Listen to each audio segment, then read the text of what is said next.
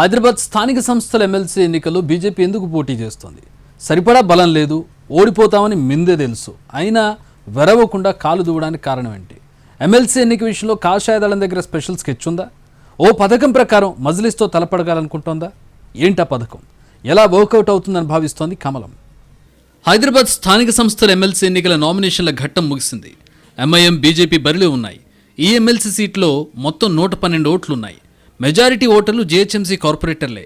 ఇందులో బీజేపీ తరపున గెలిచిన వారు 23 మంది. వాళ్లలో 4 పార్టీని వదిలేసి వెళ్లిపోయారు. ఇక ఎమ్మెల్యేలు, ఎమ్మెల్సీలు ఎక్స్ అఫీషియో రూపంలో బీజేపీకి 6 సభ్యుల బలం ఉంది. అలా మొత్తంగా చూసుకుంటే బీజేపీ బలం 29గా కనిపిస్తున్నా అందులో నుంచి పార్టీ మారిన వారిని తీసేస్తే కాషాయ దళానికి నికరంగా 25 ఓట్లున్నాయి. అదే సమయంలో అటు ఎంఐఎంకు 50 మంది సభ్యుల బలం ఉంది. అంటే బీజేపీకి సరిపడా సంఖ్యాబలం లేకున్నా అభ్యర్థిని పోటీకి పెట్టిందన్నమాట. బలం లేదు, గెలుస్తామన్న కనీస గ్యారంటీ కూడా లేదు.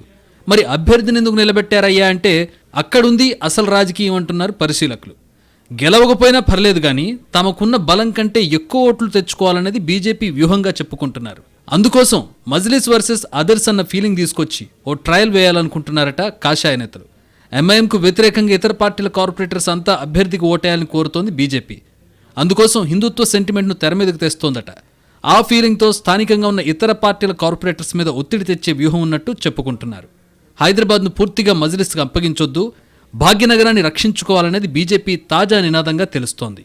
కాంగ్రెస్, బీఆర్ఎస్ మజ్లిస్కు బానిసలుగా మారాయంటూ ప్రజల్లోకి బలంగా తీసుకెళ్లి ఆ 2 పార్టీల కార్పొరేటర్స్ని డిఫెన్స్లో పడేయాలనుకుంటున్నట్టు తెలుస్తోంది.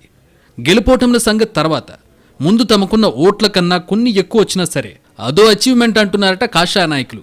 అందుకే ప్రజల ఆకాంక్షలకు అనుగుణంగా హైదరాబాద్ స్థానిక సంస్థల ఎమ్మెల్సీ నియోజకవర్గ ఓటర్లు ఆత్మసాక్షిగా ఓటు వేయాలని విజ్ఞప్తి చేస్తున్నారట కమలం లీడర్స్.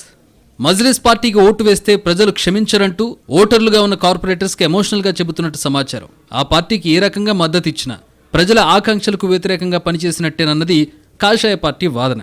దీంతో బీజేపీ స్ట్రాటజీ ఏ మేరకు వర్కౌట్ అవుతుంది?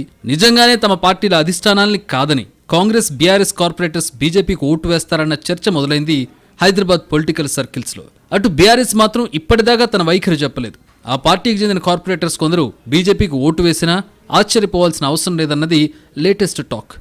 పోలింగ్ బూత్ దాకా వెళ్లేసరికి పరిస్థితులు ఎలా మారతాయో చూడాలి మరి.